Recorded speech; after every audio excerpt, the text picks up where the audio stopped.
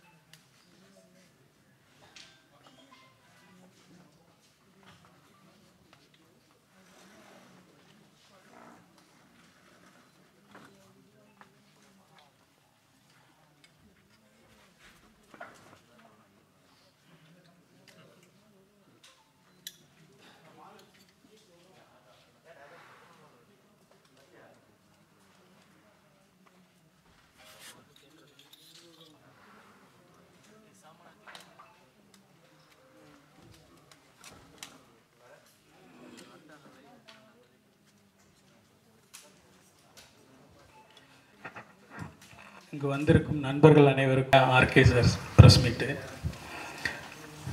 ஓரிடம் நில்லாத நதி தான் தொட்டு செல்லும் பாதையெல்லாம் பசுமையை விதைக்கும். பொழியும் வான்துளிகள் பாரபட்சமற்று யாவருக்காகவும் மலைத்தோகை விரிக்கும். அதுபோல் மாந்தர்களில் சிலர் தன் பாதையை தனக்காக மட்டும் இல்லாமல் தன்னை சுற்றி இருப்பவர்களுக்கும் உடன் பயணிப்பவர்களுக்கும் சேர்த்தே வகுத்து கொள்வார்கள். பயனடைதல் தனக்கு என்று மட்டுமே இல்லாமல் 100 குடும்பங்களையும் ஒரு தலைமுறையையும் சேர்த்தே பயனடை செய்தல் தலைமை பண்புமிக்கவர்களின் செயல். நதி போலவும் வான் துளி போலவும் மற்றவர்களுக்காக யோசிக்கும் தலைமை பண்பு கொண்டவர் நடிகர் ஆர்கே அவர்கள். இப்போது அவர் நடிகர் ஆர்கே என்று மட்டும் அழைக்கப்படாமல் மதிப்புமிக்க மன்னர்களால் வழங்கப்படும் கிரீட முத்துக்களையும் ஒரு தமிழனாக ஏற்று வந்துள்ளார். மிக உயர்ந்த பட்டமான டான் ஸ்ரீ என்ற பட்டத்தை அட்ஜே டரிசலம் நாட்டு மன்னரின் கரங்களால் பெற்றுள்ளார். நடிகர் ஆர்கே இப்போது Tan Sri Dato Sri doctor Radhakrishnan என்று அழைக்கப்படுகிறார்.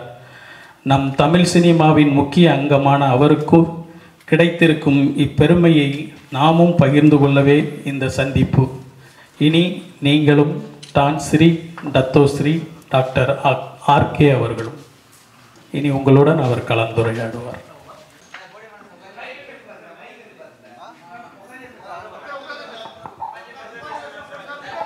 ஹலோ.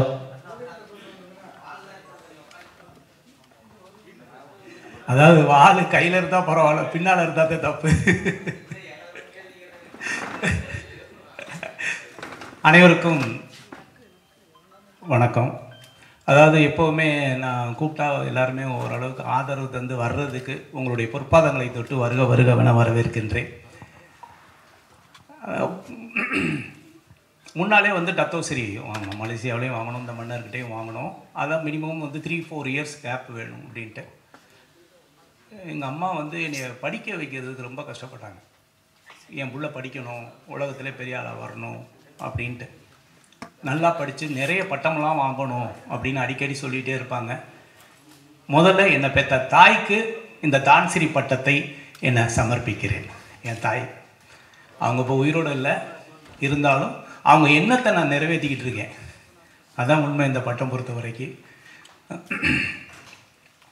நிறைய ஒரு 4-5 ப்ராடக்ட் கண்டுபிடிச்சிருக்கோம். இன்னோவேட்டிவாக சினிமாவில் இருக்கிறோம். தன்னம்பிக்கை பேச்சு உண்டு. இன்றைக்கி 2000 குடும்பங்களுக்கு வாழ்வாதாரமாக வேலை கொடுத்துக்கிட்டு இருக்கேன் இந்தியாவில். விஐபி ஹேர் கலர் ஷாப் மூலமாக, ஃபேக்ட்ரி மூலமாக, மார்க்கெட்டிங் மூலமாக. அது இல்லாமல் வந்து சினிமாவில் இருக்கிறோம், நடிச்சுக்கிட்டு இருக்கோம், அதெல்லாம் வேறு. இந்த சைடு ஏவிஎம், இந்த சைடு விஜயவாகினி. இதுக்கு இடையில் சினிமாவுக்கு என்னால் முடிஞ்ச ஒரு சிறிய உதவியாக இந்த ஏசி ஃப்ளோரு 3 ஃப்ளோர் இந்த இடத்துல கட்டி வச்சுருக்கிறேன். இதுவும் சினிமா தான், சினிமாவுக்கு இன்வெஸ்ட்மெண்ட் தான். சினிமாவில் எத்தனையோ பேர் சம்பாரித்து வெளியே இன்வெஸ்ட் பண்ணிகிட்டு இருக்காங்க. நான் வெளியில் சம்பாரித்து ஒரு சினிமாவுக்கு இன்வெஸ்ட் பண்ணிகிட்ருக்கேன். இன்றைக்கி இந்த இடத்துல இருந்த எல்லா ஸ்டுடியோவும் போய் எல்லாமே அப்பார்ட்மெண்ட்டாக மாறி பெட்ரூமாக மாறிடுச்சு. டப்பிங்கு ரீரெக்கார்டிங் பெட்ரூமில் நடந்துக்கிட்டு இருக்கு. இப்போ ஷூட்டிங் வேணும்னா எல்லோரும் இப்போ வந்து காஞ்சிபுரம் போக வேண்டியிருக்கு.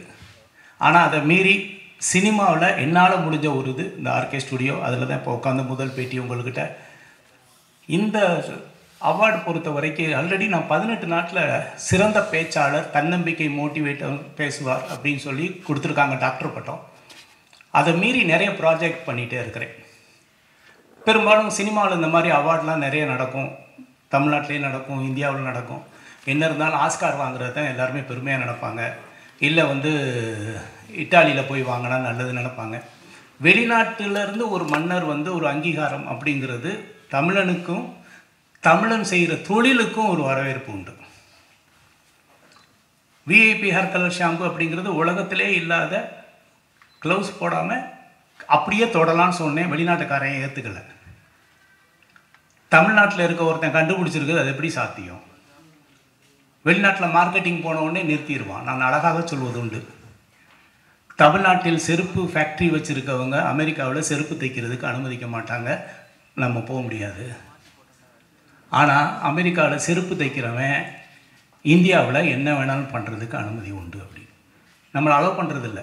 உங்கள் கண்டுபிடிப்பா, இந்தியாவில் கண்டுபிடிச்சிருக்கீங்களா? அதெல்லாம் இல்லை அப்படின்னு. என்னால் வந்து உலக வரங்களை போராட முடியலை. நீங்கள் க்ளவுஸ் எல்லாம் பயன்படுத்தலாம், கண்டுபிடிச்சிருக்கேன். இந்திய அரசாங்கம் 20 ஆண்டுகள் எனக்கு பேட்டன் கொடுத்துருக்காங்க, இன்டலெக்சுவல் ப்ராப்பர்ட்டி அப்படின்ட்டு. சர்டிஃபிகேட் காமிச்சா கூட ஒத்துக்கலை. என்ன பண்ணால் தான் ஏன் ஒத்துக்குவீங்கன்னு கேட்டால், இல்லை சார் அது இந்தியா சைனா அதெல்லாம் அப்படிங்கிறான். அப்போது ஒரு முடிவெடுத்து லண்டனில் போய் கின்னஸ் வேர்ல்ட் ரெக்கார்டு ஆஃபீஸில் அப்ளை பண்ணி, உலகத்திலே வெறுங்கையில் பயன்படுத்தக்கூடிய ப்ராடக்டை ஒரு தமிழனா ஒரு இந்தியனை நான் கண்டுபிடிச்சிருக்கேன், ப்ரூவ் பண்ணுறேன்னு சொல்லி 1000 பேர் தலையில் ஹேர் கலர் இது கிரே ஹேரோடு இருக்கிறவங்களுக்கு ஹேர் கலர் பண்ண வச்சு, வெறுங்கையில் பண்ண வச்சு, கையில் ஒட்டலைன்னு ப்ரூவ் பண்ணதுக்கப்புறம் தான் உலக மார்க்கெட்டில் நான் என்ட்ரி ஆனேன். ஏன்னா இன்றைக்கி இந்தியர்கள் தொழில் செஞ்சாலும் தமிழர்களாக இருந்தாலும் உலக மார்க்கெட்டில் அங்கீகாரம் கிடைக்கல. இந்த அங்கீகாரத்துக்கு ஒரு படிக்கட்டாக தான் இதை நான் பார்க்குறேன். வெளிநாட்டில் இருந்து ஒரு மனத்தை தொழில் செய்கிறாங்க, ஒரு பண்ணுறாரு இந்தாங்கன்னு சொல்லும்போது, வெளிநாட்டில் போகும்போது நமக்கு ஒரு விசிட்டிங் கார்டாக இருக்குது. அதான் உண்மை.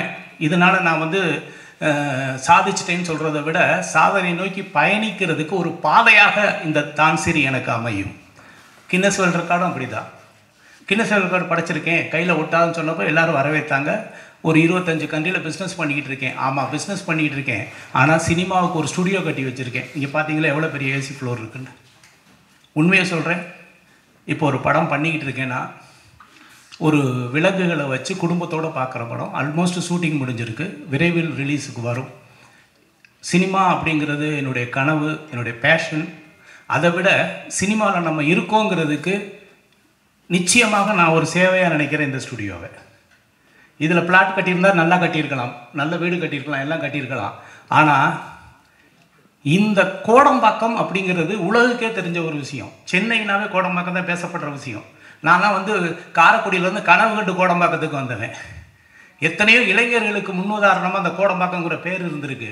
ஆனால் இந்த சினிமாவை கோடம்பாக்கத்தை விட்டு துரத்திட்டாங்க. இப்போ கோடம்பாக்கத்தில் இல்லை சினிமா. என்னன்னாலும் இருக்கணும்னு நினச்சி தான் இந்த ஸ்டுடியோ கட்டியிருக்கேன். ஆதரவு தாருங்க. நான் சினிமாவில் வந்து படம் எடுக்கலைன்னு நினைக்கிறத விட, படம் எடுக்கிறத விட முக்கியம் இந்த மாதிரி ஒரு சினிமாவுக்கான ஒரு தளத்தை உருவாக்கணும் அப்படின்னு நினச்சது பண்ணியிருக்கிறோம். அவங்க வந்து அங்கீகாரம் கொடுத்த ஒரு சர்டிஃபிகேட் இருக்குது.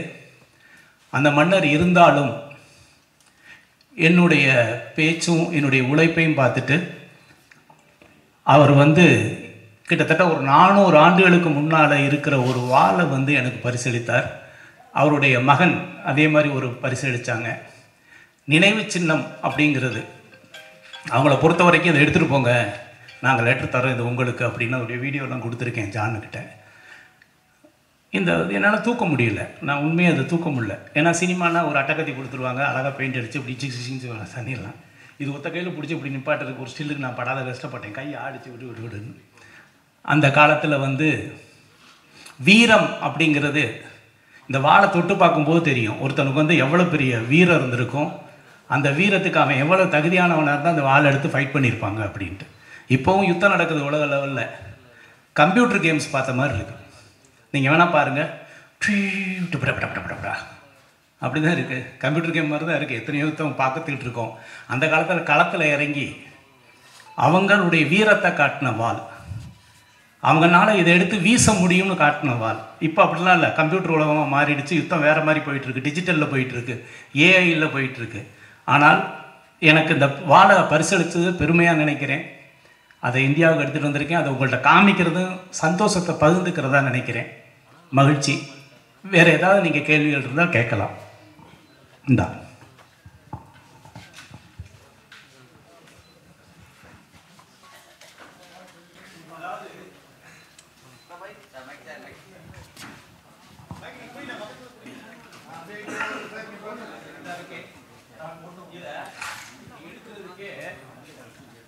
ஒரு ட்ரைனிங் எடுக்க வேண்டியிருக்கு. நான் இதை வந்து ஒரு 50 முறை எடுத்துகிட்டு தான் எடுக்கிறேன். இல்லைன்னா உள்ளே போடுறதும் கஷ்டம், எடுக்கிறதும் கஷ்டம்.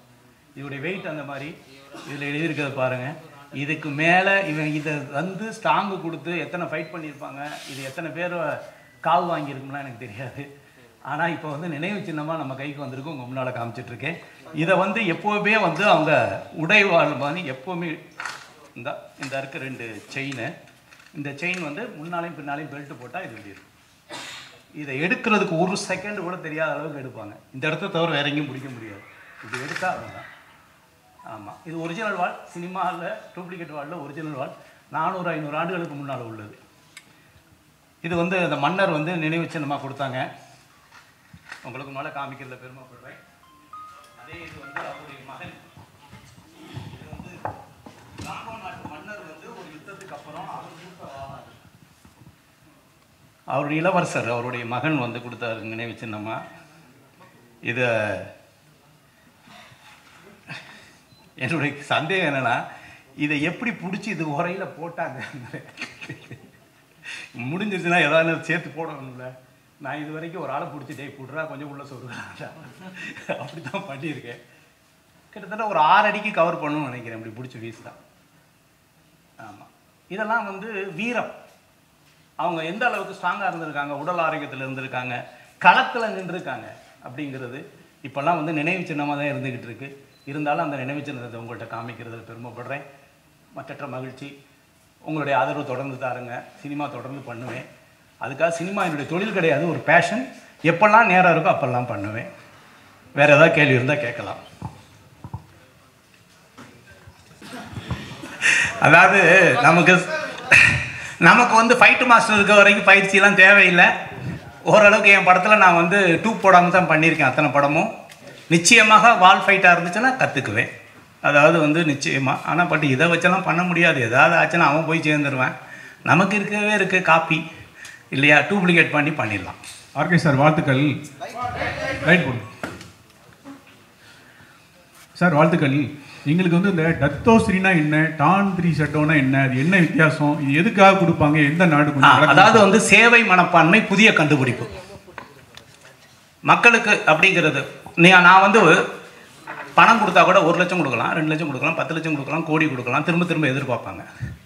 ஒரு மனிதனுக்கு அறிவு கண்ணை திறந்து விட்டால், தன்னம்பிக்கை என்ற மிகப்பெரிய சக்தியை அவன் மனசுக்குள்ளே கொடுத்துட்டா அது என்றைக்கும் ஊற்றெடுக்கும். நான் எத்தனையோ லட்சக்கணக்கான பேருக்கு வந்து தன்னம்பிக்கை எடுத்திருக்கேன். வெற்றியாளர்கள் இருக்காங்க எவ்வளோ பேருக்கு. என் பேச்சை கேட்டு வாழ்க்கையில் மிகப்பெரிய லெவலில் பொருளாதார சுதந்திரம் அடைஞ்சவங்க எத்தனையோ பேர். அந்த சேவை செஞ்சுருக்கேன். 1. 2வது விஐபி இந்த இது மட்டும் இல்லை, கொரட்டைக்கு நான் மருந்து கண்டுபிடிச்சிருக்கேன். உலகத்திலே கிடையாது. இங்கே இருக்காங்க அத்தனை பேரும் நான் இலவசமாக உங்களுக்கு தரேன் கொரட்டை. நீங்கள் ஒரு 7 நாள் உச்சந்தலையில் தடவுங்க, கொரட்டை வந்து 0. Sleep apnea dangerous, heart attack. நிறைய பேர் நைட்டில் செத்து போயிடுவாங்க. காரணம் என்னென்னா கொரட்டை தான் காரணம். ஆக்சிஜன் ஃப்ளோ இருக்காது. அதுக்கு எப்படி இருக்குன்னா 50,000 ரூபாய்க்கு பெரிய மாஸ்க் இருக்குது, சைலன்சர். வண்டிக்கு மட்டும் சைலன்சர் இல்லை, இப்போ மூக்குக்கெல்லாம் சைலன்சர் இருக்குது. 2 சைடு போட்டு பக்கத்தில் பொண்டாட்டி நிம்மதியாக தூங்கணும்னா இவன் சைலன்சர் மாட்டணும். எந்திரிச்சு பார்த்தா நமக்கே பயமாக இருக்கும், ஐயோ எவனோ ஒருத்தன் படுத்து கிடக்கலாம் பக்கத்துலேயும். இப்போல்லாம் கொரட்டை வந்துச்சுன்னா அவங்க அந்த ரூம் இவன் இந்த ரூம், அப்படி தானே இருக்க வேண்டியிருக்கு. அதுக்கு ஒரு ரெமெடி உலகத்திலேயே சாப்பிட்றதில்ல, உச்சந்தலையில் தடவுனாவே கொரட்டை நிற்கும்னு நம்ம வந்து ப்ரூவ் பண்ணியிருக்கோம். ICMRI வெப்சைட்டில் அது அப்ரூவ்டு, இந்தியனுடைய மெடிக்கல் கவுன்சிலில் அப்ரூவ்டு. அதோடைய சர்டிஃபிகேட் தரேன், பேப்பர் தரேன், பயன்படுத்துங்க. உங்களுக்கு கொரட்டை நிற்கலைன்னா பணத்தை நான் ரீஃபண்ட் தரேன். உலகத்துக்கே சேவை செய்கிறாங்க. அதில் சொல்லியிருக்காங்க, நைட்டு உச்சந்தலையில் தடவிடி படுத்திங்கன்னா உங்களுக்கு ஹார்ட் அட்டாக் வராது, ஆக்சிஜன் நல்லா ப்ரீத் பண்ண முடியும் அப்படிங்கிற அளவுக்கு சர்டிஃபிகேட் வாங்கியிருக்கோம், கிளினிக்கலி ப்ரூவன். அது கண்டுபிடிச்சிருக்கேன். இது மக்களுக்கான சேவை. விஐபி ஹேர் கலர் ஷாம்பு மக்களுக்கான சேவை. கொரோனா நேரத்தில் நான் நிறைய சேவை செஞ்சது, மாஸ்க் வாங்கி கொடுத்ததெல்லாம் விட, காலையில் எந்திரிச்சு ஒரு கஷாயம், அந்த கஷாயத்தை காக்கல் பண்ணி முழுங்கிட்டா இன்னைக்கு கொரோனா வைரஸ் வந்து உங்கள் மூக்குலையும் உங்கள் தொண்டையிலையும் அஃபெக்ட் ஆகாது அப்படின்னு. அதுவும் ICMRI அப்ரூவ். இங்கே வந்து செட்டிநாடு மிஷன் இருக்கு இல்லையா, அங்கே கிட்டத்தட்ட 2000-3000 பேருக்கு கொடுத்து அப்ரூவல் பண்ணி வச்சுருக்கிறேன். இந்த 3 கண்டுபிடிப்பும் மக்கள் சேவைக்காகத்தான் பண்ணது தான். அதெல்லாம் பேஸ் பண்ணி கொடுக்கக்கூடியது தான் இந்த மாதிரி அங்கீகாரம். சார், இது எந்த நாட்டில் கொடுத்தாங்க? இந்த விருது வாங்கினால உங்களுக்கு விஷா ஏதாவது சிறப்பு சலுகைகள் அந்த நாட்டில் உண்டா? அந்த நாட்டில் உண்டு நிச்சயமாக. எந்த நாடு அங்கீகாரம் பண்ணாலும் போகலாம், ஏர்போர்ட்டில் ஃப்ரீயாக போகலாம், வந்து அதெல்லாம் உண்டு. நான் இன்னொன்று சொல்கிறேன், என்கிட்ட இன்னமே போனால் அங்கே போலீஸ் வந்து ஏர்போர்ட்டில் வந்து கூட்டிகிட்டு போவாங்க, வண்டியில் ஃபோன் பண்ணி நீங்கள் சொல்லணும் அப்படின்னாங்க. நான் அந்த மாதிரிலாம் எதையும் பயன்படுத்துறது இல்லை உண்மையாக. அவரை பொறுத்த வரைக்கும் அவ்வளோ வயசானவர், பார்த்தீங்கன்னா தெரியும். அவர் வந்து அங்கே நிறைய மக்கள் சேவை செஞ்சுருக்கிறாங்க. இது வந்து பிலிப்பைன்ஸ் நாட்டில் ஆச்சேன்னு சொல்லிட்டு ஒரு நாடு. அங்கே சுனாமி வந்து 3 லட்சம் பேர் செத்து போயிட்டாங்க.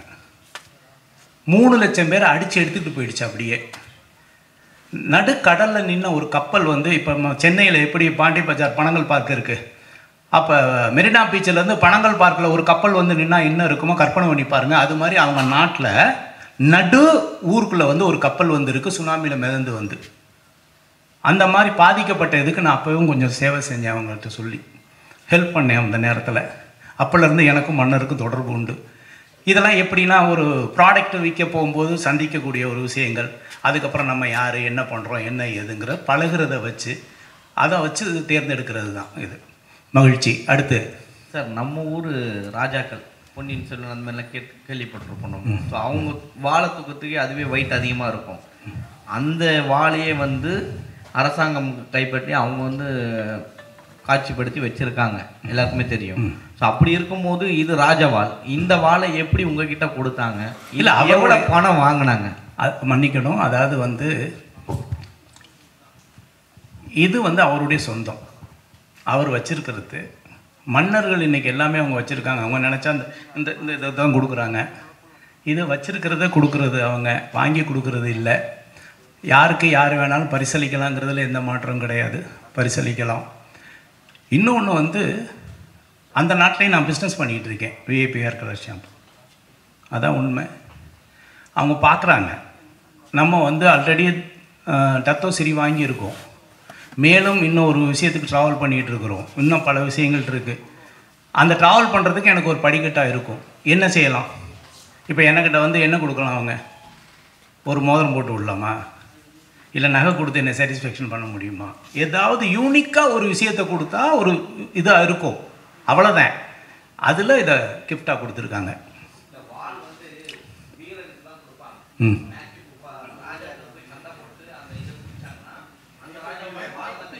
அந்த மனிதர்களோட எண்ணத்தை மாற்றி அமைக்கக்கூடிய வீரனாக நான் இருக்கிறேன். இன்னைக்கு வந்து ஒரு மனிதனுடைய எண்ணம், ஒருத்தன் தற்கொலை பண்ணிக்கிறான்னு வைங்க, அவனுடைய எண்ணம். ஒருத்தன் மனித வெடிகுண்டாக மாறுகிறான் என்றால் அது அவனுடைய எண்ணம் கிடையாது, இன்னொருத்தன் மோட்டிவேட் பண்ணுறான். தன்னுடைய இடுப்பிலே தானே ஒரு குண்டை கட்டிட்டு அதை பட்டன் அமைக்கி ஒருத்தன் சாவுடான்னு சொல்லணும் ஒருத்தன் மோட்டிவேட் பண்ணுறான்னு வைங்களேன். இந்த ஆயுதத்தை விட வார்த்தை என்ற ஆயுதம் மிகப்பெரியது. உன் உயிரை நீ மாய்த்துக்கொள் என்று அவனையே மனித வெடிகுண்டாக மாற்றக்கூடிய சக்தி நம்மளுடைய வார்த்தைக்கு இருக்குது, நம்மளுடைய மோட்டிவேஷனுக்கு இருக்குது. இந்த உலகமே அதில் தான் இருக்குது. நீங்கள் எவ்வளோ பேராக இருந்தாலும் சரி, பெரிய படம் வச்சுருக்கிறதா இருந்தாலும் சரி, இயக்கமாக இருந்தாலும் சரி, மோர் தென் ஆயுதத்தை விட வார்த்தைக்கு அதிக சக்தி உண்டு. மோட்டிவேட் பண்ணுறாங்க. என் பின்னால் ஒரு கூட்டம் இருக்குது அப்படின்னு சொல்கிறாங்களே, எதை வச்சு சொல்கிறாங்க? அவங்களுடைய வார்த்தையை வச்சு தான், அவங்களுடைய பேச்சை வச்சு தான். என்னை பொறுத்தவரை இந்த ஆயுதத்தை விட உங்களுடைய பேச்சு மிகப்பெரிய ஒரு ஆயுதம். எண்ணத்தை மாற்றிவிடும், வாழ்க்கையை வளமாகவும் மாற்றிவிடும். இல்லை என்றால் தற்கொலை செய்யக்கூட அது தன்னை மாற்றிவிடக்கூடிய சக்தி வாய்ந்தது. வாளுக்கு அது கிடையாது, மனிதனுக்கு அது உண்டு. நீ நினைத்தால் ஒரு மனிதனை மாற்றி விடலாம், வெற்றியாளனாக இல்லை உயிரை மாய்த்துக்கொள் என்று 2 வழிகள் இருக்கிறது. அதனால் பேச்சுக்கு அதிக சக்தி உண்டு. சார் வணக்கம். ஆர்கே சார் வாழ்த்துக்கள் சார். வாழ்த்துக்கள் சார். நீங்கள் கொரட்டைக்கு மருந்து கண்டுபிடிச்சிருக்கேன் அப்படின்னு சொன்னீங்க. அதை உச்சந்தலையில் வச்சா ஹார்ட் அட்டாக் கூட வராது அப்படின்னு சொன்னீங்க. இரவில் தூங்கும் பொழுது ஹார்ட் அட்டாக் வராது. நம்ம நாட்டில் நல்ல விஷயங்களை கண்டுபிடிச்சா அதை அங்கீகரிக்க மாட்டாங்க அப்படின்னு எல்லாருக்குமே தெரியும். அதை வெளிக்கொண்டு வர விட மாட்டாங்க. நீங்கள் கண்டுபிடிச்ச பொருளை வெளிக்கொண்டு வர விட்டாங்களா சார்? கண்டுபிடிச்சிருக்கேன், கிளினிக்கல் ஸ்டடி பண்ணியிருக்கேன். 500 பேரை வச்சு 1 மாதத்துக்கு அவங்கள தூக்க வச்சு ஸ்லிப் ஸ்டடி பண்ணி இன்றைக்கி இவ்வளோ சவுண்ட் இருக்குது, இவ்வளோ ஆக்சிஜன் ஃப்ளோ இருக்குது, இதை பயன்படுத்தினா என்ன இருக்குதுன்னு மார்க்கெட் பண்ணிகிட்டு இருக்கேன். ஆனால் அதுலேயும் பேர் வைக்கக்கூடாது, கொரட்டை நின்றுன்னு சொல்லக்கூடாது, இப்படி பல சட்டத்திட்டங்கள்லாம் இருக்குது, புரியுதுங்களா? அதையும் மீறி அந்த நேமை மாற்றி எல்லாம் மாற்றி பண்ணிகிட்ருக்குறோம். இன்னொன்று நான் கேரண்டி தரேன், தலையில் தடவி கொரட்டை நிற்கலன்னு பணத்தை ரீஃபண்ட் தரேன், அந்த கேரண்டி தரேன். ஏன்னா இது வரைக்கும் கிட்டத்தட்ட ஒரு 50,000 பேர் யூஸ் பண்ணியிருக்காங்க. கிட்டத்தட்ட 4-5 வருஷமாக பண்ணிகிட்டு இருக்கேன். ஆமாம், யாருக்காக இருந்தாலும் நான் உங்களுக்கு இலவசமாக தரேன், நீங்கள் பயன்படுத்துங்க, கவலைப்படாதீங்க. சார் இன்னைக்கு கொரட்டையால் பல குடும்பங்களில் டைவர்ஸ் நடந்திருக்கு சார். கொரட்டையால் பல குடும்பங்களில் டைவர்ஸ் நடந்திருக்கு. அப்படி இருக்கும்போது நீங்கள் அதுக்கு ஒரு மருந்தை கண்டுபிடிச்சிருக்கீங்க. நீங்கள் ஏன் சார் இப்போ அதிகமாக ப்ரமோட் பண்ணலை? ஏன் ஸ்னோர் கேர் விஐபின்னு போட்டால் நெட்டில் இருக்குது, அமேசானில் இருக்குது, ஃப்ளிப்கார்ட் எல்லாத்துலேயும் இருக்குது. இல்லை, VIP snore care oil. Okay ஐயா சார், அதான் மோட்டிவேஷன் நல்லா பேசுகிறீங்க. இதை மக்களுக்கு பயன்படுத்துக்கு அரசியலில் வரலாம்ல, நீங்கள் அவங்கள மோட்டிவேட் பண்ணலாங்க. ஒன்றும் இல்லை, நான் தப்பாக நினைக்காதீங்க. நான் என்றைக்குமே அரசியல் வேண்டாம்னு நினைக்கிறேன். அரசியல் பண்ணுறதுக்கு நிறைய பேர் இருக்காங்க. நமக்கு அரசியல் வேண்டாம், நம்ம தெரிஞ்சது என்ன இருக்கோ அதை செஞ்சுட்டு போவோம், தெரியாது நமக்கு எதுக்கு. சரி சார், உங்கள் குருநாதர் மாதிரியே மனுஷன் நம்பாமல் விலங்கு வச்சு படம் பண்ணுறீங்க, அதில் மனுஷர்கள்னு நடிக்கிறாங்களா? கட்டாயமான, அதாவது யோகி பாபு அவர்கள் இருக்கிறார்கள், தம்பி ராமையா அவர்கள் இருக்கிறார்கள், நாசர் சார் இருக்கிறாங்க, நிறைய ஆர்டிஸ்ட். நான் என் படம்னாவே எல்லா ஆர்டிஸ்ட்டும் பக்கத்தில் நிப்பாட்டிக்குவேன். என்னை கொஞ்சம் பார்க்கணுன்னா அவங்களும் இருந்தால் சேர்த்து பார்ப்பாங்கன்னு. அதனால் தனியாக மட்டும் ஹீரோன்னு நினைக்கிறது இல்லை, டீம் ஒர்க்குன்னு நினச்சி ஆர்டிஸ்ட்டு நல்ல பாப்புலர் ஆர்டிஸ்ட் போட்டு தான் பண்ணியிருக்கிறேன். இதில் ஒரு அனிமல்னால் ஒரு வீட்டில் வளர்க்குற நாய். உண்மையை சொல்லணுன்னா ஆணவ கொலை அனிமல்ஸை விடவில்லை. இன்னைக்கு ஆணவ கொலையை பற்றி எல்லாரும் பேசிகிட்டு இருக்கோம். பணக்காரன் வீட்டில் ஒரு நாய் இருந்தால் அந்த ஆணவ கொலை எப்படி இருக்கும், அதுதான் இந்த படத்துடைய கதை. ஓப்பனாகவே சொல்கிறேன். அந்த நாய் தங்கத்தட்டில் சாப்பிடுது, ஏசியில் படுத்துருக்குது, ஆனால் பெண் நாய். ரோட்டில் போகிற ஒரு ஏழையுடைய ஆண் நாய், அதுக்கு 2க்கும் லவ் வந்துருச்சு. யோசிச்சு பாருங்க, இது எந்த அளவுக்கு ஒரு பணக்காரன் ரிவெஞ்சுக்கு ஆனான்னா, நம்ம மனுஷனை பற்றி பேசிகிட்டு இருக்கோங்க, அவன் வளர்த்த பெண் நாய்க்கு வந்த லவ்வுக்கு எதிரியாக மாறுறாங்க. அதாங்க கதை. சொல்லிட்டேங்க, ஆனால் படம் பாருங்க, நல்லா இருக்கும். எதுக்கு சொல்ல வரேன்னா, ஆணவ கொலை அனிமல்ஸையும் விடவில்லை. என் பணக்கார விட்டு பொண்ணாயிடா, எப்படா நீ ரோட்டில் ஒரு ஆம்பளை நாய் வளர்த்துனா கிஸ் பண்ணிடுமா, பார்த்துருவோமா அப்படின்னு ஒருத்தன் வில்லன் கிளம்பி வர்றான்னா, அதனால ஒரு ஹீரோ என்ன பாதிக்கப்படுறான், அவன் வாழ்க்கை என்ன டிசாஸ்டர் ஆகுது அப்படிங்கிற ஒரு மிகப்பெரிய. சார் இந்த மோட்டிவேஷனல் ஸ்பீச்சஸ்ன்னு சொன்னீங்க இல்லையா, அது எந்த வகையில் அவங்க கவுண்ட் எடுத்து உங்களை ஹானர் பண்ணுறாங்க, எங்கே நீங்கள் மோட்டிவேஷன்? எனக்கு எல்லாமே விட்னஸுக்கு வீடியோ இருக்குது, ட்ரைனிங் கிளாஸஸ் பண்ணது எல்லாமே இருக்குது. எல்லாமே யூடியூப்பில் இல்லை அந்த யூடியூப்பில் போட்டால் இலவசமாயிடும். நான் கக்கூசில் உட்காந்துட்டு செல்ஃபோனில் பார்க்குறதுக்கு நான் தயாராக இல்லை. நீங்கள் வந்திருக்கீங்க, நீங்கள் இன்வால்வ் ஆகிருக்கீங்க, உங்களுடைய ப்ரொஃபஷனலுக்கு நீங்கள் முக்கியத்துவம் கொடுத்துருக்கீங்க. அதையே நான் செல்ஃபோனில் பேசி அப்படி அனுப்பிச்சோன்னா உங்களுக்கு எங்கே இருக்கணும் அங்கே உட்காந்து இது ஆர்கே சாருடைய பேட்டின்னு பார்த்துக்கிட்டு இருப்பாங்க. தன்னம்பிக்கை அப்படி இல்லை. என்னுடைய கண்ணு பேசணும், கை பேசணும், என் உடம்பு பேசணும், அதை இங்கேருந்து உணரணும், அப்போ தான் தன்னம்பிக்கை வரும், இல்லைன்னா வரவே வராது. அதான் முக்கியம். அதனால தயவு செய்து நான் டிஜிட்டலில் மாற்றி விட்டு 2 இன்ச்சில் என்னை சுருக்க தயாராக இல்லை. நான் நடத்துகிற ட்ரைனிங்காக இருந்தால், மோட்டிவேஷன் இருந்ததுன்னா நீங்கள் வரணும், ஃபுல் டே இருந்து தான் பார்க்கணும். ஆமாம், செல்ஃபோனே நாட் அலவுடு. நீங்கள் வாழ்நாள் பூரா செல்ஃபோன் பேசுகிறீங்க, பேசிட்டு போங்க பரவாயில்ல, இன்றைக்காவது ஒரு 4 மணி நேரம் சொல்கிறத கேளுங்கன்னு சொல்கிறேன். ஒன்றும் இல்லை, ஃப்ளைட்டில் போனோம்னா என்னங்க சொல்கிறாங்க முதல்ல, அப்புறம் சுவிட்ச் ஆஃப் அப்படி இந்த டிஸ்டன்ஸை ட்ராவலை கடக்கிறதுக்கே சுவிட்ச் ஆஃப் பண்ண சொன்னான்னா, வாழ்க்கையில் பொருளாதார சுதந்திரம் அடைகிறதுக்கு கொஞ்சம் சுவிட்ச் ஆஃப் பண்ணிட்டு காதை கொஞ்சம் திறந்து வைங்கன்னு சொல்கிறோம், வேறு ஒன்றும் இல்லை. மகிழ்ச்சி. அடுத்து சார், ஒரு நாய் கதை சொன்னீங்களே, இப்போ நன்றி உள்ள கதை சொல்கிறேன். சமீபத்தில் பார்த்தீங்கன்னா ஒரு பொலிட்டீஷியன் அந்த நாயை அடித்ததுனால ஒரு பெரிய இதுவே ஆச்சு, பிரளயமாச்சு. எச் ராஜா அவர்கள் மேலே அது வழக்கே தொடரப்பட்டதுன்னு சொல்லி தகவல் வந்திருக்கு. ஸோ அதன் மீன் பண்ணி தான் நீங்கள் இந்த படம் எடுக்க. இது வந்து லவ் எச் ராஜாவை இது பண்ணுறதுக்கு அப்படிலாம் ஒன்றும் இல்லை, இது காதல் சம்மந்தப்பட்டது. ஒரு பணக்கார வீட்டில் ஒரு நாய் வளர்க்குறாங்க, பெண் நாய் வளர்க்குறாங்க. அது வந்து ஒரு ஏழை ஆண் நாயை காதல் பண்ணிடுது. நீங்கள் அது அடித்தது இல்லை. இது இந்த நாய் வந்து என் நாய் எவ்வளோ பெரிய பணக்கார நாய், நீ என்ன ரோட்டில் போகிற ஒரு இதை வச்சுட்டு என்கிட்ட பழக விடுறியான்னு, அதையும் மீறி அந்த நாய் ஏறி குதித்து அந்த காம்பவுண்டுக்குள்ளே வந்து பழகுது. இதுதான். ஆனால் ஹீரோ என்ன பாதிக்கப்படுறாங்கிறதான் கதை. சார் ஆர் கட்டன், கேமரா வந்து பாலசுப்ரமணியம் சார், இசை வந்து இமான் சார். சமீபத்தில் பார்த்தீங்கன்னா சீரியல் ஆக்டர் ஒரு நடிகை வந்து ஒரு ஆடிஷனில் ஒரு தவறான ஒரு வீடியோ இப்படி தான் பண்ணணும் அப்படின்னு சொல்லி ஆடிஷன் பண்ணதாக ஒரு வீடியோ லீக் ஆச்சு. சீரியல்லே இந்த நிலைமைனா சினிமாவில் எந்த நிலைமையில் இருக்குது பெண்களுடைய இது பாதுகாப்பு? அதாவது வந்து பெண்கள் பாதுகாப்பு அப்படிங்கிறது உலகத்திலேயே எல்லா நாட்டிலையும் பேசக்கூடிய விஷயம். கரெக்ட். நம்ம எல்லாருமே ஒரு விதமான அனிமல். உண்மையை சொல்கிறேன், நம்ம எல்லாருமே அனிமல் தான், விலங்கினத்தை சார்ந்தவர்கள் தான். நம்ம இன்னைக்கு நீங்கள் அங்கே உட்காந்துருக்கீங்க, நம்ம இங்கே உட்காந்துருக்கோம் அப்படின்னா நம்மளை பாதுகாக்கிறது நம்மளுடைய சட்டம். முடிஞ்சால் ஒரு 24 மணி நேரம் இந்த நாட்டில் உள்ள சட்டத்தை மட்டும் நீங்கள் ஃப்ரீஸ் பண்ணிவிட்டு யார் வேணாலும் என்ன வேணாலும் பண்ணுங்கன்னு சொல்லி பாருங்களேன், என்ன நடக்கும்? யாரும் பணக்காரனாக இருக்க மாட்டான், எந்த பெண்களாக இருந்தாலும் யார் இருந்தாலும் யாருமே இருக்க மாட்டாங்க. உண்மையை சொல்கிறேன், நீங்கள் நானும் இன்னைக்கு இப்படி உட்காந்துருக்கோம்னா நம்மளை காற்றில் இந்த சட்டம் நம்மளை பாதுகாக்கிறது. யாரையாவது பார்த்து கை நீட்டி உன்னை கொண்டு விடுவேன்னு சொன்னோம்னா சட்டம் பாதுகாக்குது. கையை பிடிச்சி இழுக்கலாம்னு சொன்னால் சட்டம் பாதுகாக்குது. இதை மீறி தவறுகள் நடக்கிறது அப்படிங்கிறது நடந்துக்கிட்டே தான் இருக்குது. இந்த உலகத்தில் திருடனா பார்த்து திருத்த ஒழிக்க முடியாதுங்கிற மாதிரி உண்மையாலுமே கடுமையான சட்டங்கள் இருக்கிறது, இன்னும் கடுமையாக்கப்பட வேண்டும்ங்கிறத என்னுடைய வேண்டுகோள். ஆனால் நம்ம யாருன்னு ஒரிஜினலாக உங்களுக்கு தெரியணும் அப்படின்னா ஒரு 24 மணி நேரம் இந்தியாவில் இருக்க என்ன எல்லா சட்டத்தையும் ஃப்ரீஸ் பண்ணி வைக்கிறோம். முடிஞ்சா நீ 24 மணி நேரம் வாழ்ந்துக்கடான்னு சொல்லி பாருங்க, நம்ம யாருன்னு இந்த உலகத்துக்கு தெரியும். உண்மையான விலங்கு யார்? இந்த மனிதர்கள்னு தெரியும். சட்டம் நம்மளை பாதுகாத்து கொண்டிருக்கிறது, சட்டம் நம்மளை நிம்மதியாக தூங்க வைத்து கொண்டிருக்கிறது, சட்டம் காற்றில் கலந்து நமக்கு பயத்தை காமிச்சு இருக்குது. இதை செய்யாத, அதை செஞ்சிடாத, இதை பண்ணிடாத, அதை பண்ணிடாத, தனியாக அப்படி இருக்குது அது அப்படின்னு சொல்லி வச்சுருக்காங்க. சட்டம்தான் இன்னும் கடுமையாக்கப்பட வேண்டும். அந்த பயம் இல்லைன்னா இப்படி வேணால் செஞ்சு பாருங்கள். நான் சொல்கிறது செஞ்சு பாருங்க. 24 மணி நேரம் சட்டமே கிடையாது, என்ன வேணாலும் தப்பு பண்ணிக்க, ஜாலியாக இருந்துக்க, யாரும் பணத்தை வேணாலும் எடுத்துக்க, யாரை வேணாலும் கையை பிடிச்சி எடுத்துக்க, நீ எதை வேணாலும் பண்ணிக்க சொல்லி பாருங்களேன். இப்போ நான் நேர்மை நாணயம்னு பேசுகிறேன், நம்மளுடைய உண்மையான கோணம் என்னன்னு அன்னைக்கு தெரியும். இன்னைக்கு நம்ம இப்படி வாழ்றதுக்கே சட்டம் தான் பாதுகாப்பு, சட்டம் தான் நம்மளை தனித்துவத்தில் வச்சிருக்கு.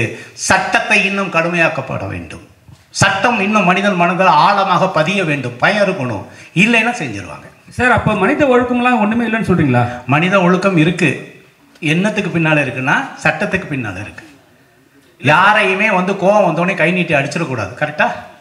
இதில் ஒழுக்கம் இல்லை, கோபம். நான் வந்து ஒருத்தரை அடிக்கக்கூடாது, என் தம்பியை நான் அடிக்கலாம், கரெக்டாக? ஆனால் தம்பியை கூட அடிக்கக்கூடாது, அது சட்டம். அப்போ என்ன சொல்ல வரேன்னா சட்டம் அதை விட காற்றுல கலந்துருக்குன்னு சொல்கிறேன். நமக்கு எப்பாவது ஒரு ட்ரிப் கோபம் வரலாங்க. அப்போ சட்ட விதிமீறலாம் நடக்குது சார். அதான் சார், சட்ட விதிமீறலாம் நடக்குதுல்ல, போலீஸ் என்கவுண்டர்லாம் நடக்குது. அதெல்லாம் அதை தாங்க சொல்கிறேன். அவங்க மட்டும் சரி பண்ணலாமா? அது இல்லை, நான் என்ன சொல்ல வரேன்னா அது இதையே சட்டமாக தான் வடிவமைச்சிருக்காங்க. என்கவுண்டருங்கிறது சட்டமாக்கப்படுகிறது இல்லையா? என்கவுண்டர் வந்து கொலையாக கருதப்படுகிறதா, இல்லை என்கவுண்டர் தற்காலிகமாக நடக்குதா? ஏதோ ஒரு லீகல் பாயிண்ட் எடுத்துக்கிறாங்கல்ல. ஆமாம், என்னை பொறுத்தவரை பெண்கள் பாதுகாப்புக்கு இன்னும் கடுமையான சட்டம் இயற்றினால் நல்லது, அவ்வளோதான். மகிழ்ச்சி. சார், இப்போ தமிழ் சினிமாவில் வந்து ரொம்ப நெளிஞ்ச நடிகர்லாம் இருக்காங்க. இப்போ உங்க கூட நடித்த வடிவேல் சார் கூட வந்து இப்போ நடிக்கிறதே கிடையாது. ஸோ இந்த படத்தில் நடிக்க வருவாரா? நடிச்சு கூப்பிட்டீங்களா அவரை? ஆல்ரெடி நான் கொடுத்து வச்சு 1 கோடி அவர்கிட்ட பணம் இருக்குது. அவர்கிட்ட கதை சொன்னேன், அவர் ஹீரோவை தான் நடிப்பேன் அப்படிங்கிற ஒரு மனநிலையில் இருந்தார். அதனால கொஞ்சம் இன்னும் பேச்சுவார்த்தையில் இருக்கும். அவர் இறங்கி வந்தால் சத்தியமாக மீண்டும் அவருக்கு சந்தர்ப்பம் வழங்கப்படும். அதாவது நம்ம காமெடிக்கு வடிவேல் சார் மாதிரி முடியவே முடியாது, பாடி லாங்குவேஜ் அசத்திக்க முடியாது அவர் வச்சு. கரெக்டாக ஒரு காலகட்டங்கள் உண்டு இல்லையா? நிச்சயமாக பார்ப்போம். சார் நிறைய படங்கள் இப்போ வர படங்கள் வந்து சில படங்கள் வந்து அவர் ஹீரோ இல்லாமல் நடிக்கிறாரு. ஆனால் வந்து ஆர்கே சார்கிட்ட மட்டும் ஏன் நான் ஹீரோ மட்டும் அப்படி இல்லை. நான் பேசும்போது சொன்னார், இப்போ நடிச்சுக்கிட்டு இருக்காரு. நிச்சயமாக நம்ம அடுத்த படத்தில் ஒன்று பண்ணுவோம். இப்போ அந்த படத்தில் பண்ண வேண்டியதை இப்போ தம்பிராமையா அவர்கள் பண்ணிக்கிட்டு இருக்காங்க. இதில் நிச்சயமாக கூப்பிடுவேன். ஆல்ரெடி அட்வான்ஸ் கொடுத்து வச்சுருக்கேன், பயன்படுத்திக்குவேன். சார் என்னோட ஒரே ஒரு விஷயம், இப்போ நீங்கள் தலைக்கு மேலே வந்து அந்த இது வச்சா கொரட்டை வராதுன்னு ஒரு விஷயம் சொல்லியிருந்தீங்க. ஆனால் வந்து நிறைய பேருக்கு என்ன ஒரு டவுட்னா, அந்த கெமிக்கலை தலையில் வச்சா முடி கொட்டிடுமோ, அது வந்து நீங்கள் உறுதிப்படுத்த முடியுமா? மன்னிக்கணும், அது கெமிக்கல் கிடையாது, ஒரு நேச்சுரல் ஆயில், ஒரு இயற்கையிலேயே ஒரு மூலிகையிலிருந்து எடுக்கப்பட்ட ஆயில். இல்லை சார், நீங்கள் பேமெண்ட் ரிட்டர்ன் பண்ண தரேன்னு சொல்கிறீங்க, அது நியாயமான விஷயம். ஒருவேளை முடி கொட்டுடுச்சுன்னா அதனால கொட்டாது, முடி வளர்ந்தா வளருமே ஒழிய கொட்டாது. அதுதான் கிளினிக்கலி ப்ரூவன் அப்படின்னு சொல்கிறது. அதுக்கு தான் ஐசிஎம்ஆர்ஐ அப்ரூவல் கொடுத்துருக்கோம், டெஸ்ட் எடுத்திருக்கோம், எல்லா டாக்குமெண்ட்டும் வச்சுருக்குறோம். ஏதோ சும்மா சொல்கிறது இல்லை. பஸ் ஸ்டாண்டு பக்கத்தில் அரே ஐயா வா சாமி இதை எடுத்து சாப்பிட்டு பாரு சாமி நல்லா வரும் சாமி, நீ ஒரு 10 ரூபா கட்டி அப்படிலாம் சொல்லலை. கிளினிக்கலி ஆராய்ச்சி பண்ணி ப்ரூவ் பண்ணி அதுக்கு என்ன வேணா உலக லெவலில் போகும்போது சர்டிஃபிகேட் மட்டும் தான் பேசும். இல்லை சார், தமிழ்நாட்டில் வந்து எப்பவுமே ஒரு அரசியல் கட்சி தலைவர்களோ அரசியல்வாதிகளோ மட்டும்தான் வந்து வால் கொடுத்து பழக்கம். ஸோ வால் கொடுத்தாவே அவங்க வந்து ஒரு அரசியல் கட்சியில் போய் சேர்ந்துருவாங்க, இல்லை அரசியல் கட்சி ஆரம்பிச்சிருவாங்க. ஏதாவது நல்லா, ஏன்னா வந்து நீங்கள் வந்து அப்போதில் நான் ஒரு 2021 நான் கேட்டிருக்கேன் அரசியல் கட்சிக்கு போகிற ஐடியா இருக்கான்ட்டு. நீங்கள் அப்பயே ஸ்டாப் பண்ணிட்டு போயிட்டீங்க. இப்போ ஏதாவது சொல்லுங்கள். வாழ்க்கையில் வந்து நான் இன்றைக்கி ரோல்ஸ் ராய்ஸில் வந்தேன். நான் அரசியல்வாதியாக இருந்தால் ரோல்ஸ் ராய்ஸில் வர முடியாது. முதல்ல நான் கஷ்டப்பட்டு ரத்தத்தை வேர்வையாக்கி நான் கஷ்டப்பட்டு உழைச்சி காசு, அதில் நான் அப்படி ஒரு வாட்ச் போட்டேன்னா ஆர்கே கையில் பார்த்தியா இவ்வளோ பெரிய வாட்ச்சு அப்படின்ட்டு. வேண்டாங்க. சேவை செய்கிறதுனா நான் நேரடியாகவே நான் சம்பாதிக்கிற பணத்தில் எவ்வளோ பேருக்கு சேவை செஞ்சிட்ருக்கேன். அரசியலில் தான் சேவை செய்யணும்னா அரசியல் சேவை செய்ய நிறைய பேர் இருக்காங்க. நான் மக்களுக்கு சேவை செய்யணும்னா நான் சம்பாதிக்கிற பணத்தை நான் நேரடியாகவே மக்களுக்கு செய்கிறதுக்கு தயாராக இருக்கேன். நமக்கு அரசியல் அப்படிங்கிறது ஓட்டு போடுறதோடு என்னுடைய அரசியல் முடிந்தது. நன்றி. சார், அப்போ விஜயோட அரசியல் அதே மாதிரி தான் இருக்குமா? விடுங்க, அடுத்து அது அவர்கிட்ட கேட்கணும்.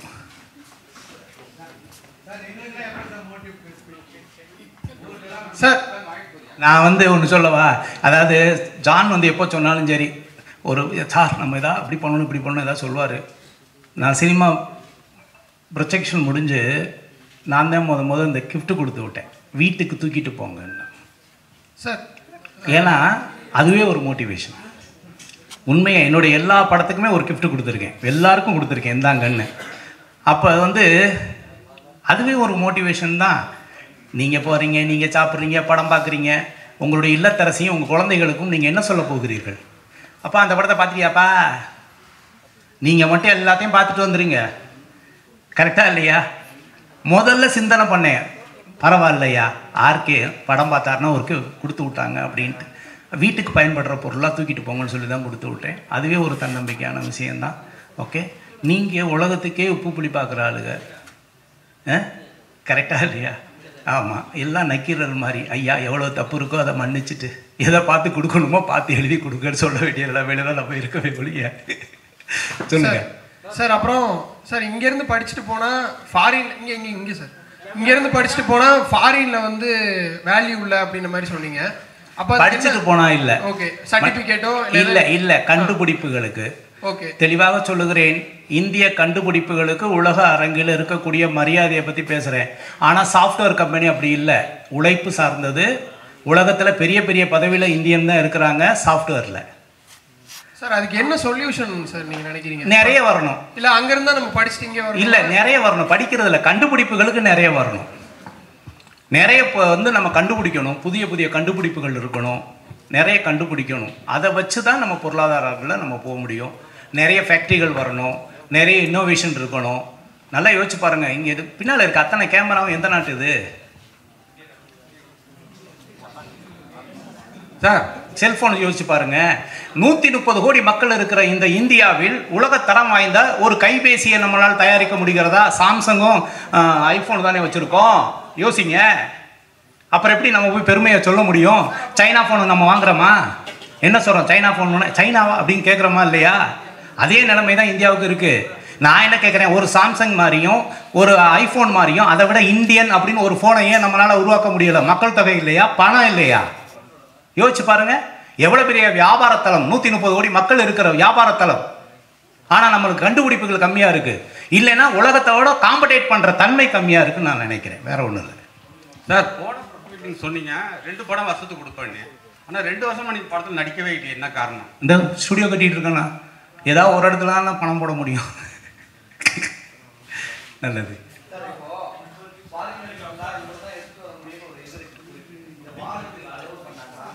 நீங்கள் வந்து வெளிநாட்டிலேருந்து கத்தி வாங்கின்னு வரலாம். ஏன்னா பெரிய பெரிய கத்திலாம், ஆர்டிஃபிஷியல் கத்திலாம் இருக்குல்ல, பெருசாக இருக்கு இல்லையா? தங்கம் தான் எடுத்துகிட்டு வரக்கூடாது. ஓகே.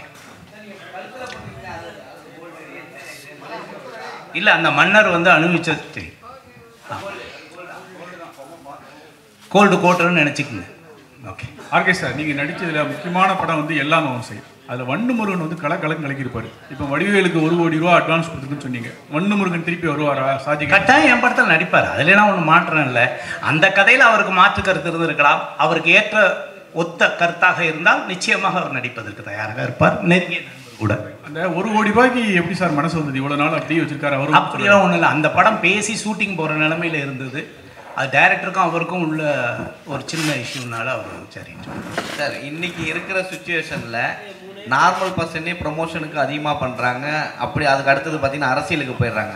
இன்றைக்கி 2 அரசியல் ஆகிடுச்சு. இங்கே சினிமா துறையிலேருந்து பெரிய அளவுக்கு ஜாமான் ஒருத்தர் போயிருக்காரு. எல்லாருமே கூப்பிடக்கூடியவர் விஜய் அவர்கள். ஸோ சினிமா துறையை சார்ந்து நீங்களும் இருக்கிறீங்க, சினிமா துறையிலும் வந்துட்டுருக்கீங்க. ஸோ நீங்கள் அவருக்கு சப்போர்ட் பண்ணுவீங்களா, இல்லை அரசியல் புரிதல் இல்லை அப்படின்னு ஒதுங்கிடுவீங்களா? சீரியஸாக சொல்ல வரேன். எம்ஜிஆர் வந்து சினிமாலேருந்து வரலையா? யார் வரல?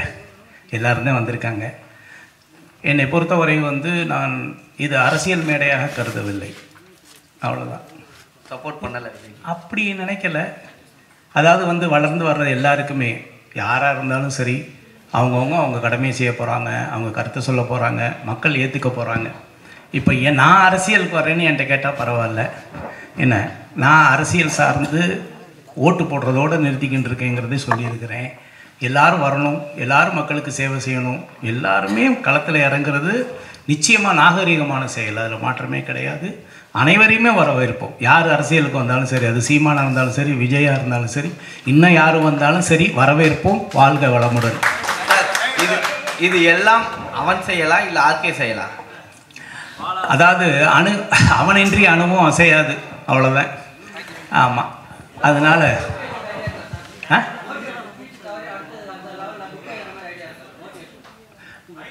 இதை வந்து கிட்டத்தட்ட ஒரு 15 ஆண்டுகளாக இந்த கேள்வி உண்டு.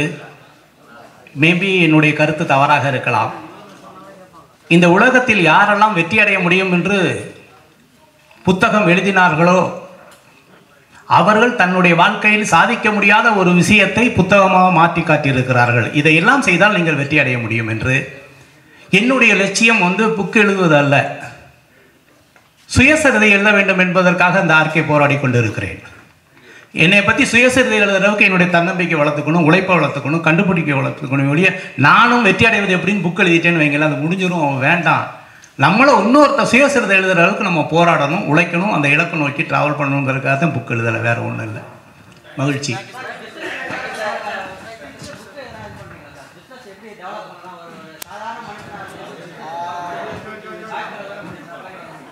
தொழில் வந்து எல்லாருமே வந்து சீக்ரெட் அப்படின்னா நம்ம காப்பி பண்ணிடலாம். தொழிலில் வெற்றி அடைகிறது வந்து சீக்ரெட் கிடையாது, மேஜிக். நகைக்கடை எடுத்துக்கோங்க, எல்லாமே 916 KTM தானே. ஒரு நகைக்கடையில் 2000-3000 பேர் உள்ளே நிற்கிறான். பக்கத்தில் உள்ள நகைக்கடையில் 4 பேர் உள்ளே போகல. நகை தானேங்க, நகை தானே. சீக்ரெட்டாக இருந்தால் நானே பிரிண்ட் அவுட் எடுத்து உங்களுக்கு கொடுத்துருவேனே, இந்த சீக்ரெட்டை பயன்படுத்துக்குன்னு சொல்லிட்டு. மேஜிக் ஆஃப் சக்ஸஸ்னு ஒன்று இருக்குது. இந்த தொழிலில் வெற்றியாளர்கள் வந்து மேஜிக் ஆஃப் சக்ஸஸ் தான் பண்ணுறாங்க. ஒரு மியூசிஷியன் மாதிரி தான் இருக்குது. நம்ம கண்ணு முன்னால் ஒரு துப்பாக்கி எடுத்து முன்னால் ஒரு கண்ணாடி வச்சு இவன் கண்ணில் சுடுறான், கண்ணாடி உடச்சிக்கிட்டு போகுது, வாயிலிருந்து நீங்கள் சைன் பண்ண புல்லட் எடுத்து காமிக்கிறான். நம்மளும் என்னடா கழுத்தை வெட்டி அங்கே வைக்கிறான், அந்த டேபிளில் வச்சு அங்கே கொண்டு போய் வைக்கிறான். நமக்கு முன்னால் கத்தி எடுத்து சொருகிறான், வெளியில் வர்றாங்க. ஆனால் நம்ம ஏற்றுக்கொள்கிற அளவுக்கு அந்த பர்ஃபார்மன்ஸ் இருக்கா இல்லையா? டீம் ஒர்க் இருக்கா இல்லையா? ஒரு பொண்ணை பார்த்து எப்படினோடனே அப்படிங்கிறான், கத்தி எடுத்து சொல்கிற அப்படியே இருக்கிறா, கடைசியில் உயிரோடு சிரிச்சுட்டு வந்துடுறாங்க இல்லையா? சீக்ரெட்டாக இருந்தால் எப்படி இருக்கும், இல்லை மேஜிக்காக இருந்தால் எப்படி இருக்கும்? சீக்ரெட்டாக இருந்தால் அங்கே ரிவீல் பண்ணால் ஏதாவது இருக்குமா? ஒன்றுமே இருக்காது. இந்த உலகத்தில் வெற்றியாளர்கள்லாம் மேஜிக் பண்ணுறாங்க, அது எப்படின்னு தெரியலை. இன்றைக்கி நகைக்கடை எடுத்துங்க, துணிக்கடை எடுத்துங்க. துணிக்கடை எல்லாருமே துணிக்கடை தானேங்க. அவங்க ஒன்றும் எல்லாமே வந்து தறியில் நெஞ்சு மிஷினில் கொண்டாடலைங்க, லேபிள் மட்டும் தானே பண்ணுறாங்க. நகை அப்படித்தானே, நகையை நான் அவங்க சொந்த வீட்டிலேருந்து எடுத்துகிட்டு வர்றதில்லை, ஒரு மெட்டல் தானே. ஆனால் அந்த நகைக்கடையில் 5000 10,000 பேர் உள்ளே போகிறாங்களே, ஒரு நகைக்கடையில் உள்ள செயின் வாங்குற கூட சார் வாங்க சார், சார் வாங்க சார் அப்படின்னு கூப்பிடுறாங்களே. அப்போ நகைக்கடைனா எல்லாமே தான் போகணும். மேஜிக் ஆஃப் சக்ஸஸ் தான் வேர்ல்டில் பெரிய சக்ஸஸ். என்னுடைய பார்வையில் நான் பார்த்ததில் ஒரு தொழில் வெற்றி அடையுது அப்படின்னா அவனுக்குள்ளே ஏதோ ஒரு மேஜிக் இருக்குது. அந்த மேஜிக்கை மட்டும் கண்டுபிடிச்சிட்டோம்னு வைங்களேன், அது பெரிய சாதனை. சீக்ரெட் ஆஃப் சக்ஸஸ் கிடையாது. சீக்ரெட் ஆஃப்லாம் சொல்லி கொடுத்துடலாம். முடிச்சுக்கலாமா? முடிச்சுக்கலாமா? சரி, இன்னொரு நல்ல சந்தர்ப்பத்தில் திரும்ப சந்திப்போம். நல்லது. அனைவருக்கும் நன்றி.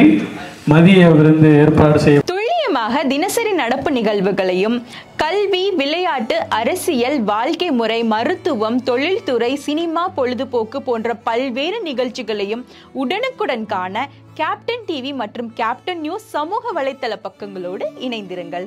உங்கள் வணிகத்தை கேப்டன் டிவி மற்றும் கேப்டன் நியூஸில் விளம்பரத்தின் மூலம் மேம்படுத்த விருப்பமா? உடனே கீழே கொடுக்கப்படும் எண்ணிற்கு தொடர்பு கொள்ளுங்கள்.